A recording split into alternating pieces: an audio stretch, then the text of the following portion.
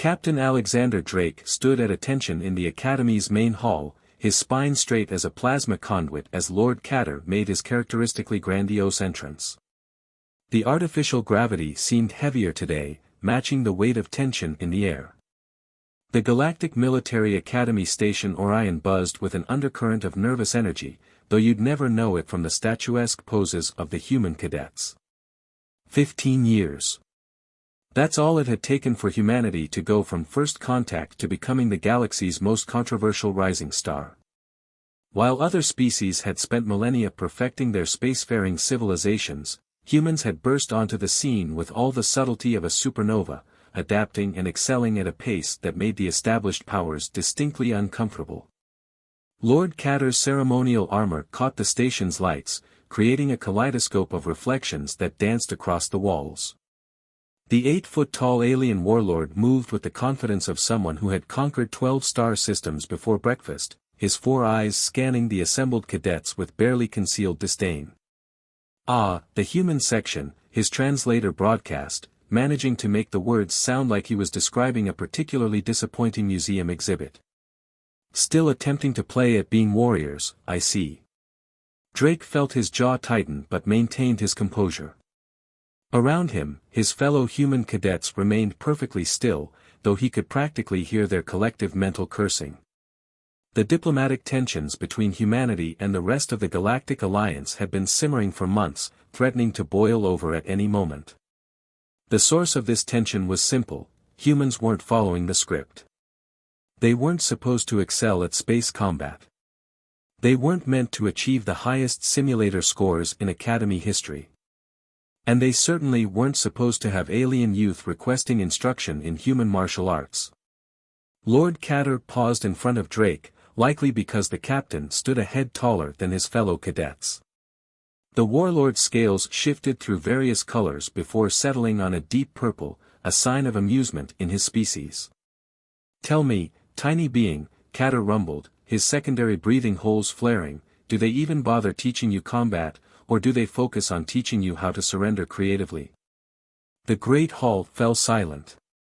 Even the station's AI seemed to pause its processes, waiting for Drake's response. Several alien instructors shifted uncomfortably, no doubt remembering the infamous, New Wisconsin incident, where a human cadet had systematically dismantled an alien wrestling champion's reputation along with 3 gravity generators. Drake felt a smile tugging at his lips, not the diplomatic kind, but the type that usually preceded someone making a career-altering mistake. His combat instructor's voice echoed in his mind: diplomatic incidents should be avoided, unless they're really worth it. "Actually, sir," Drake replied, his voice carrying that special tone of respect that somehow managed to sound like a declaration of war, "we spend most of our time learning how not to accidentally conquer things. It's surprisingly challenging." The reaction was immediate. Lord Katar's scales cycled through colors faster than a malfunctioning holodisplay before settling on a shade that resembled an angry sunset. His security detail tensed, hands hovering over weapons that could theoretically reduce Drake to his component atoms. "You dare mock the might of the Kex dynasty," the warlord thundered, his translator struggling to convey both his rage and the 3 subharmonics his species used when thoroughly incensed. "Your species barely learned to exit your atmosphere without exploding, and you stand here with such insolence." "Not at all, sir," Drake responded, maintaining his perfect parade rest position. "I'm standing here with excellent posture. The insolence is just a bonus." The great hall erupted in a mixture of shocked gasps and hastily suppressed snickers. Even a few alien cadets seemed to be fighting back their amusement, though they quickly composed themselves when Katar's head snapped in their direction. "Perhaps," Katar said, turning back to Drake with what passed for a smile among his species, "imagine a shark having an existential crisis, you would care to demonstrate these combat capabilities you humans are so proud of?" Drake maintained his composure, though internally he was calculating trajectories, analyzing weak points, and recalling everything he knew about Kex physiology. "I wouldn't want to impose on your busy schedule of looking down on everyone, sir. I challenge you to Kesian combat," the warlord roared, his ceremonial armor's auto-polishing system working overtime to handle his agitated scale shedding. The Academy's AI helpfully pinged everyone's neural interfaces with a reminder about the station's insurance policies regarding interspecies combat. Several instructors began quietly updating their resumes. And the terms? Drake asked, raising an eyebrow in that uniquely human way that had somehow become an interspecies signal for, you might want to reconsider your life choices. If you lose, humanity acknowledges its inferior status in combat capabilities before the Galactic Council, Katar declared, clearly enjoying what he thought was his moment of triumph. And if I win? The warlord's laughter sounded like gravel in a garbage disposal. If by some mathematical impossibility you win, I will personally sponsor humanity's bid for a seat on the Advanced Combat Training Council. The stakes hit the room like a quantum torpedo. The Combat Training Council was one of the most prestigious bodies in the Alliance, responsible for developing and implementing military training standards across known space. Humanity had been trying to get a seat for years, only to be blocked by various concerns about their readiness. Deal, Drake said before anyone with more diplomatic sense could stop him. Standard galactic tournament rules, 3 rounds, no weapons, no armor, no neural augments. Pure physical combat. Main combat arena, 1 standard hour, Katar confirmed, his secondary breathing holes flaring in anticipation. He leaned down until his face was level with Drake's. I look forward to teaching you the true meaning of combat, little human. As Katar and his entourage swept away in a cloud of self-importance and designer pheromones, Drake finally allowed himself a full smile. Around him, his fellow cadets were staring with a mixture of horror and awe. Drake, one of them whispered, please tell me you have a plan. Of course I have a plan, Drake replied cheerfully. Step 1 was making him angry enough to challenge me. Step 2 is making him regret it. Step 3. He paused, grin widening. Well, let's just say the medical bay might want to stock up on whatever they use for wounded pride. The first part of the legend was about to begin, and Alexander Drake was going to make sure it was one the galaxy would never forget. The combat arena aboard Station Orion looked like someone had taken the Roman Colosseum, injected it with quantum steroids, and then let a Las Vegas entertainment director decorate it while high on cosmic radiation. Holographic displays showed real-time betting odds so heavily stacked against Drake that several mathematical AIs had to be consulted to calculate them. Current odds are 1,247,892 to 1 against human victory, announced the arena's AI, managing to sound both professional and slightly apologetic. Would anyone like to place another bet? In the preparation chamber, Drake was going through what appeared to be an insultingly casual warm-up routine. He touched his toes, did some jumping jacks, and generally behaved like someone preparing for a light workout rather than a potentially species-defining combat event. You're causing quite a stir out there, said Commander Sarah Chen, Drake's combat instructor, as she entered the chamber. Her expression was a mixture of concern and barely suppressed amusement. The Arcturian monks have suspended their century-long vow of silence just to shout betting odds against you. Nice of them to take an interest in human athletics, Drake replied, rolling his shoulders with deliberate casualness. This isn't a joke, Drake, Chen said, her voice dropping to a whisper. I've been analyzing the combat footage of Lord Katar's previous matches. He once defeated a cybernetically enhanced battle rhino in single combat. The rhino had titanium-reinforced bones and neuro-linked plasma cannons. Was it a smart rhino? What was it?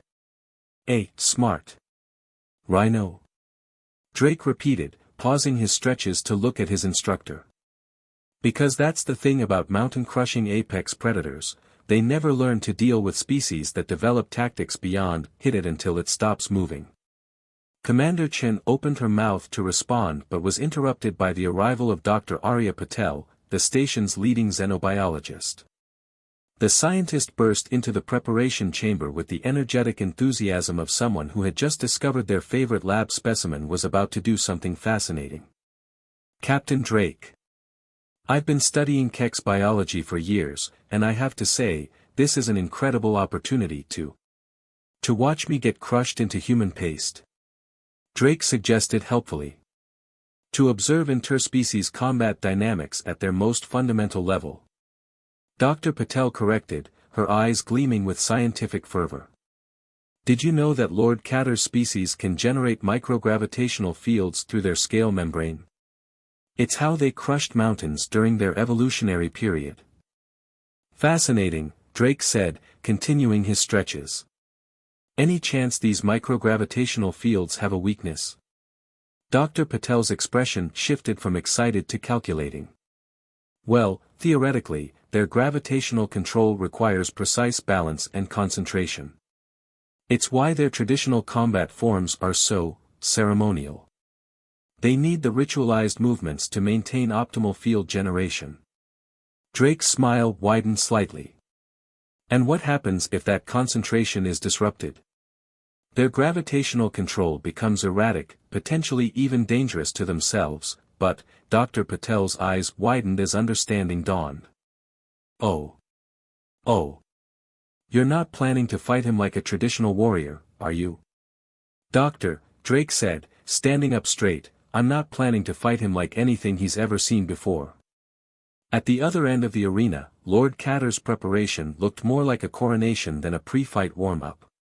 12 attendants performed the traditional oils of combat application, which mostly involved making him shine like a disco ball made of scales, while another 4 chanted the hymn of inevitable victory, which sounded like a garbage disposal trying to digest a trombone.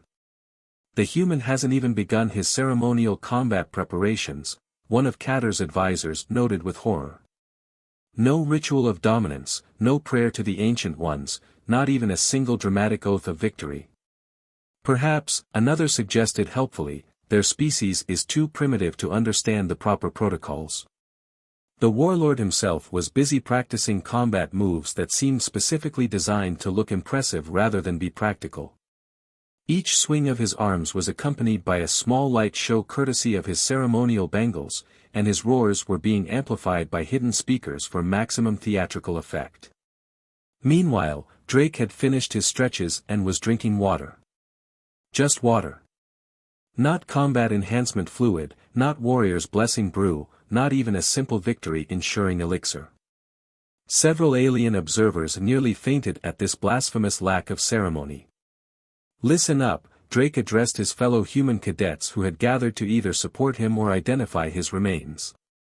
I know you've all bet your monthly credits on me. Actually, one cadet piped up, I bet against you. The odds were too good to pass up, but I promise to split my winnings with your next of kin. Thanks for the vote of confidence, Drake replied dryly. As I was saying, this isn't just about winning a fight. This is about proving a point. Humanity doesn't need fancy ceremonies or ancient combat rituals. We just need. He was interrupted by the sound of Lord Katar beginning his pre-combat proclamation of superiority, which was being broadcast throughout the station in 17 different languages.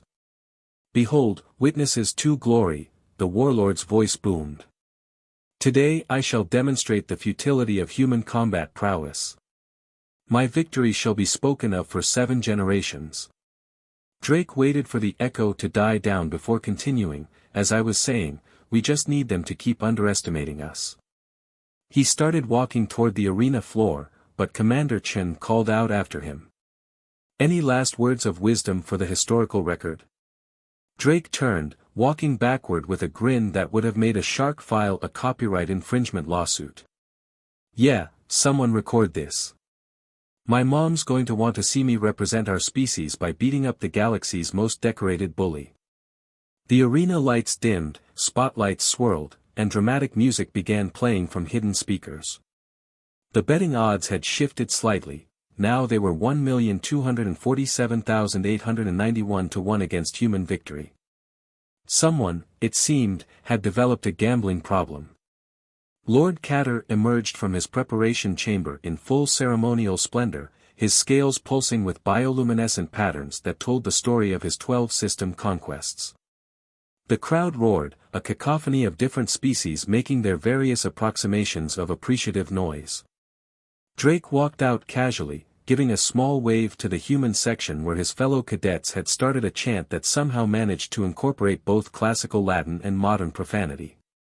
The contrast between the two entrances couldn't have been more stark. One was a carefully choreographed display of power and tradition, the other looked like someone showing up fashionably late to a casual dinner party.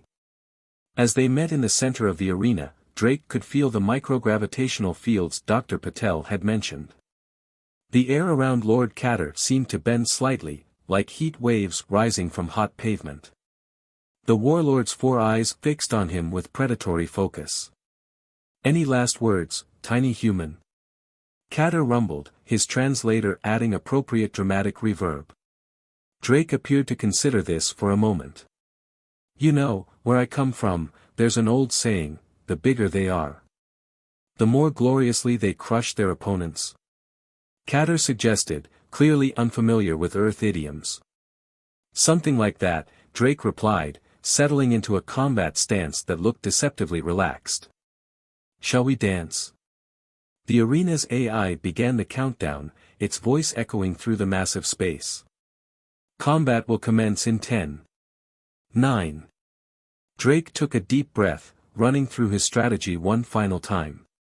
Everything he'd learned about Kek's biology, everything he knew about their combat traditions, every weakness he'd observed in Katar's ceremonial movements, it all came together in his mind like pieces of a puzzle. 8, 7. 6. In the stands, Dr. Patel was frantically taking notes, her sensors already collecting data on the gravitational fluctuations around the combat area. Commander Chen watched with the focused attention of someone who had trained a fighter for exactly this kind of moment. 5, 4. 3.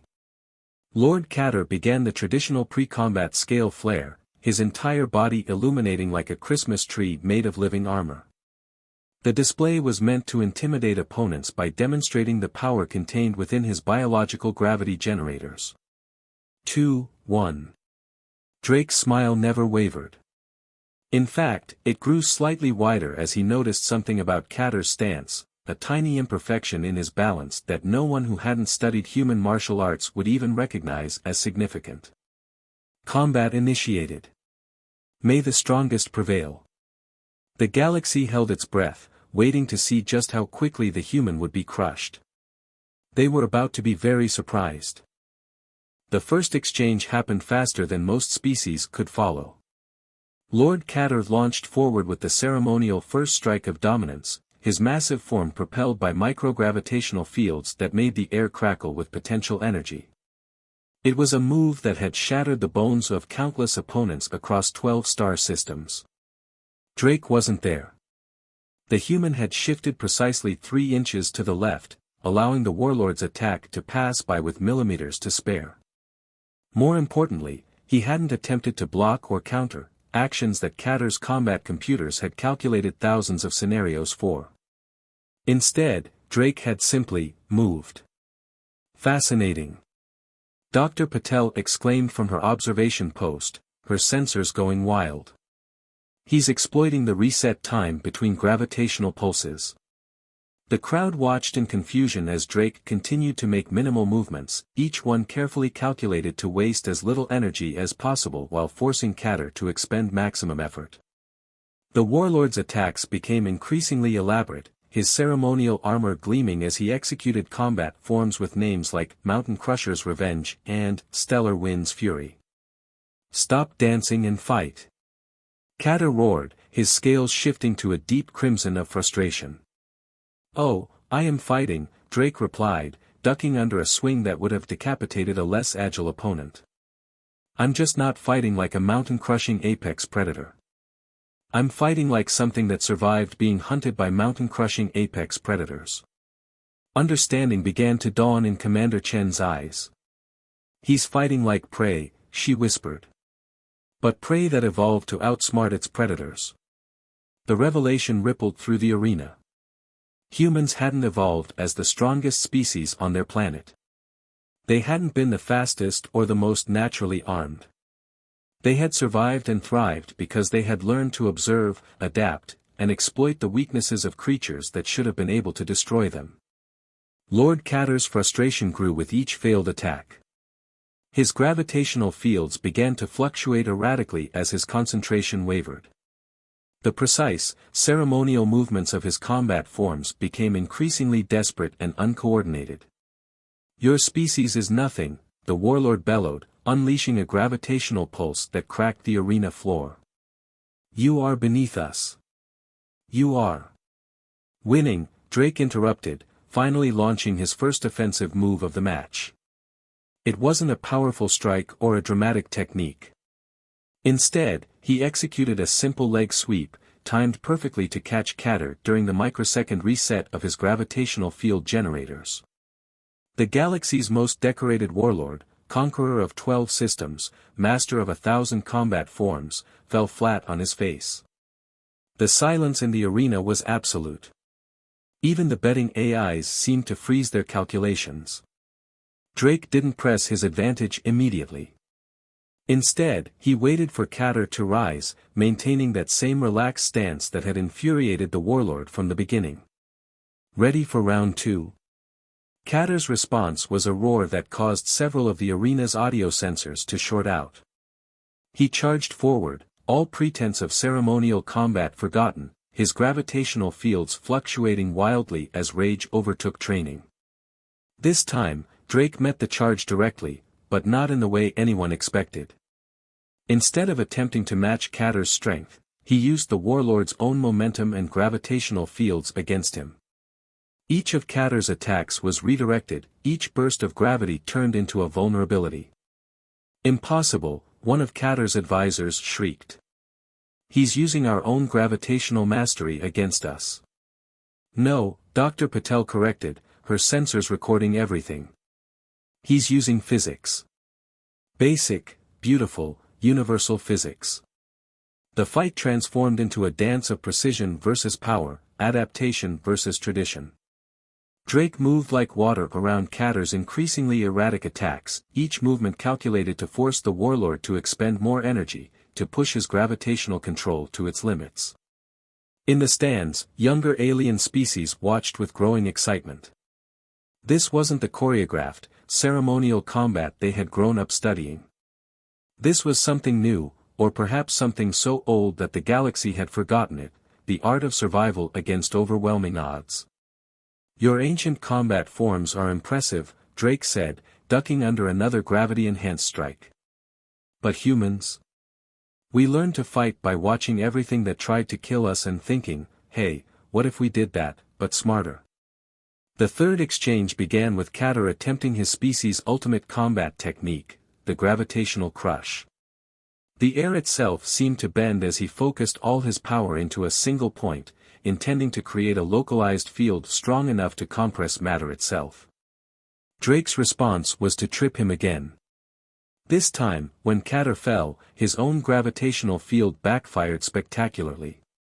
The warlord's ceremonial armor cracked, its auto-polishing system giving one final, valiant attempt to shine before shutting down completely. "Do you yield?" Drake asked, standing over the fallen warlord with that same casual posture he'd maintained throughout the fight. "How?" Katar demanded, his translator struggling to convey both rage and bewilderment. "How did you defeat our perfect combat forms?" "Perfect?" Drake shook his head. "No, they're predictable. You fight like someone who's never had to worry about losing. Humans. We fight like something that had to learn from every loss, adapt to every defeat, and get back up every time something bigger knocked us down." The warlord's scales shifted through various colors before settling on a shade that had never been seen in combat before, the color of resignation. "I yield," he announced, his voice echoing through the suddenly silent arena. The betting AIs crashed simultaneously, their processors unable to handle the mathematical implications of a 1-247-891-1 underdog victory. In the stands, the Arcturian monks broke their vow of silence again, this time to let out a collective, "holy shit," in 17 different languages. As medical drones rushed to attend to Katar's wounded pride, and slightly less wounded body, Drake turned to address the stunned audience. "So," he said, his voice carrying clearly through the arena, about that seat on the Combat Training Council. The revolution in galactic combat had begun, and it started not with a bang, but with a simple lesson: never underestimate a species that evolved by outsmarting its predators rather than becoming one. In the observation booth, Dr. Patel was already composing what would become the most cited paper in xenobiology history, Adaptive Combat Techniques and the Evolution of Human Strategic Thinking, a case study in beating the odds. Commander Chen, meanwhile, was dealing with an unprecedented situation. Every alien cadet in the academy had suddenly requested transfer to human combat classes. And somewhere in the station's communication center, a message was being composed to Earth: "Mom, remember how you always said I'd get in trouble for being too clever?" Well, funny story. The Galactic Council's emergency session was called exactly 3 hours after Drake's victory. The massive chamber, designed to accommodate representatives of over 10,000 species, was in chaos. Holograms flickered as distant members frantically connected, while physical representatives rushed to their seats, creating a cacophony of different languages and translation devices. Order. The Grand Arbiter, a being of pure energy contained within a ceremonial quantum field, pulsed with authority. "We are here to address the unprecedented situation at the Galactic Military Academy." In the center of the chamber, Drake stood calmly, still in his combat attire. Beside him, Lord Katar sat in a hover chair, his scales a muted gray of humiliation, while his medical team fussed over his damaged gravitational generators.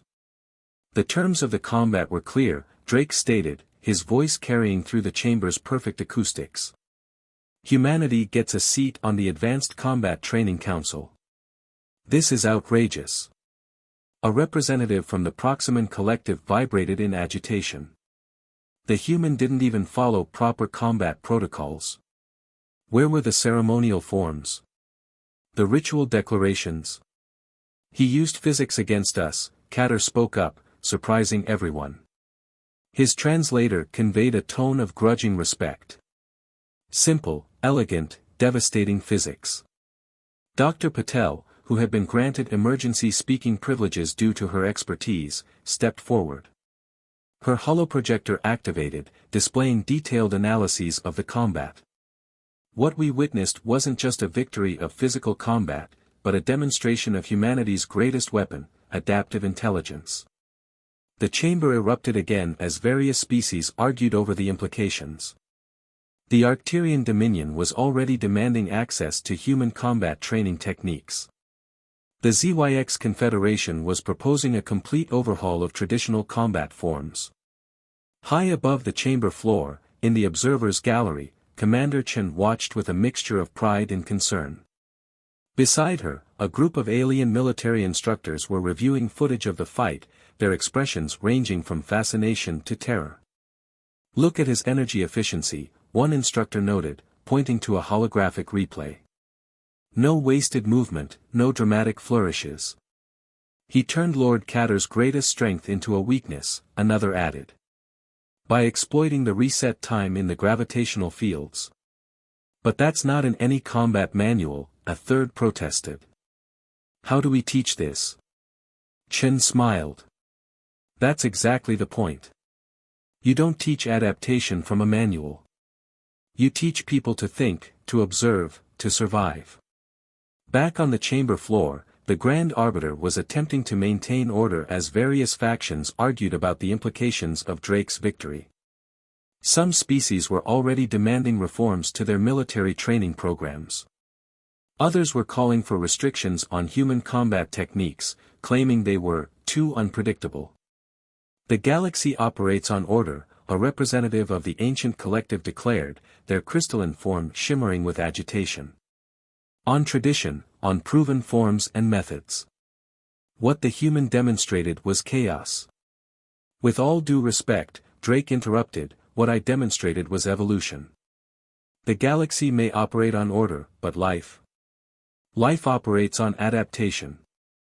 Those who can't adapt end up flat on their face in front of the entire galactic community," Katar finished, earning surprised looks from everyone.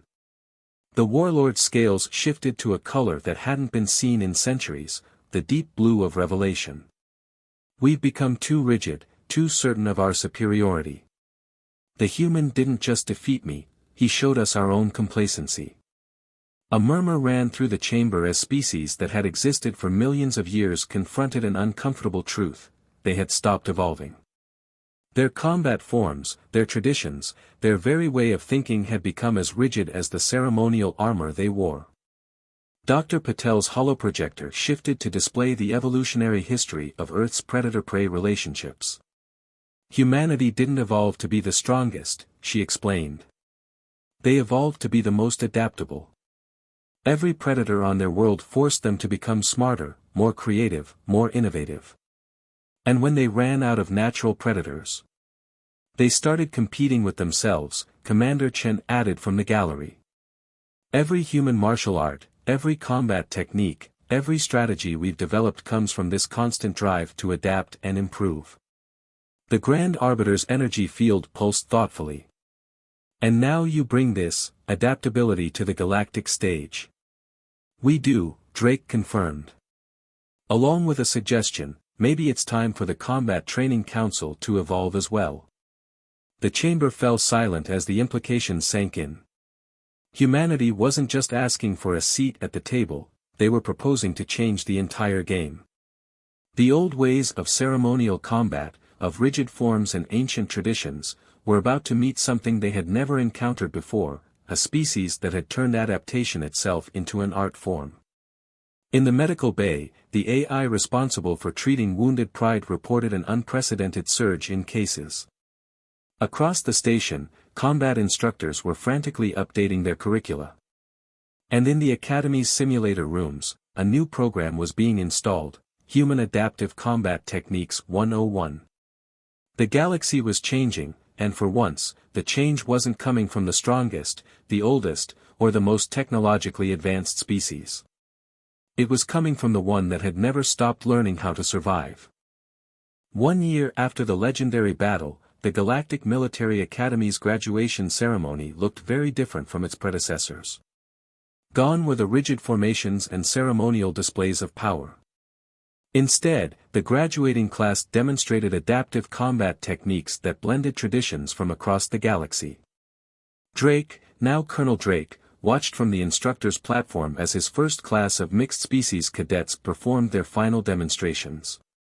Beside him, Lord Katar, now the surprisingly enthusiastic head of the Reformed Combat Training Council, nodded in approval. Your methods have changed everything, Katar admitted, his scales shifting to the newly documented color of progress, a vibrant turquoise that had become fashionable among younger Kex warriors. Though I still maintain that dropping me on my face was unnecessary. The second time was purely for educational purposes, Drake replied with a grin. The third time was just because I enjoyed it. The demonstration floor below them had been transformed into what the cadets affectionately called the evolution arena. Training robots mimicked various predatory species from across the galaxy, forcing students to adapt their combat styles mid-fight. A young Proximan cadet was currently employing modified human parkour techniques while simultaneously generating defensive energy fields.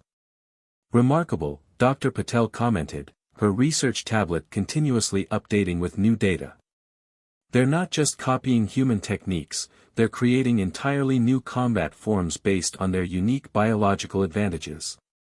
The past year had seen an explosion of innovation in galactic combat theory. Species that had relied on the same fighting styles for millennia were suddenly experimenting, adapting, evolving. The Arcturian monks had developed a new meditation technique that combined their traditional energy manipulation with human mindfulness practices. The ZYX Confederation had revolutionized their warrior training by incorporating elements of human dance and gymnastics. Did you ever imagine it would go this far?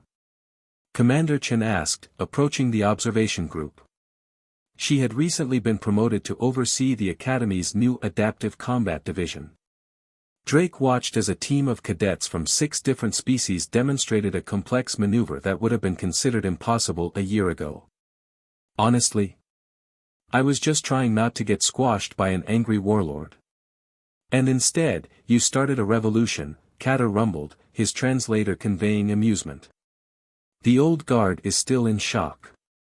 The ancient collective actually had to update their combat manuscripts, the first revision in 12,000 years. The graduation ceremony reached its climax as the cadets demonstrated their final exercise, a simulation of the historic Lord Katar battle. But this time, both combatants used adaptive techniques, creating a display that looked more like an intricate dance than a fight. "They're beautiful," Dr. Patel whispered, her sensors capturing every detail. "Look at how they're combining gravitational manipulation with human mobility patterns. It's like watching evolution in real time." In the spectator stands, representatives from across the galaxy watched with varying degrees of amazement and concern. The younger species were particularly enthusiastic, many had already begun incorporating human unpredictability into their cultural practices. "The galaxy needed this," Commander Chen observed. "We were all so focused on being the apex predator that we forgot the most important lesson from Earth's history." "What's that?" asked a young alien cadet who had been assigned as Drake's aide. "That sometimes the most dangerous creature isn't the strongest predator," Drake explained, "but the prey that learned to think its way out of being eaten." The ceremony concluded with the announcement that the Academy would be expanding its program to include a new course, Evolutionary Combat Theory. The curriculum would combine traditional combat forms with human adaptive techniques, creating a new generation of warriors who understood that true strength lay not in power, but in the ability to change. As the graduates filed out, many wearing the new unofficial Academy symbol, a human silhouette dodging a mountain, Drake received an urgent message from Earth. The United Nations Space Command was requesting his presence for a special ceremony. "They're naming a new combat training facility after you," Commander Chen informed him. "The Drake Institute for Adaptive Defense Studies." "Terrible name," Drake commented. "They should call it, How to Trip a Mountain 101. Lord Katar's scales flickered with the color of resignation. "We will never live that down, will we?" "Not as long as the security footage exists," Drake confirmed cheerfully. Which, coincidentally, has become mandatory viewing for all new cadets. The galaxy had changed irrevocably. The old hierarchy of power based on physical might and ancient traditions had given way to something new, a culture of constant adaptation and innovation. Species that had once looked down on humanity as primitive now sent their brightest students to Earth to study human martial arts, military history, and even human sports. And in the Academy's halls, a new saying began to circulate, one that would eventually become the unofficial motto of the Reformed Combat Training Council: "The strongest predator wins the fight, but the smartest prey changes the game." As Drake prepared to leave for Earth, he paused to watch one last training session. A young Kex warrior was teaching a human cadet how to generate microgravitational fields, while the human showed them how to use those fields in completely unorthodox ways. "You know what the best part is?" Drake said to no one in particular. "We're still evolving. And now, finally, the rest of the galaxy is catching up." The future of galactic combat had arrived, and it looked nothing like the ancient masters had predicted. It looked like adaptation, like innovation, like survival. It looked like humanity.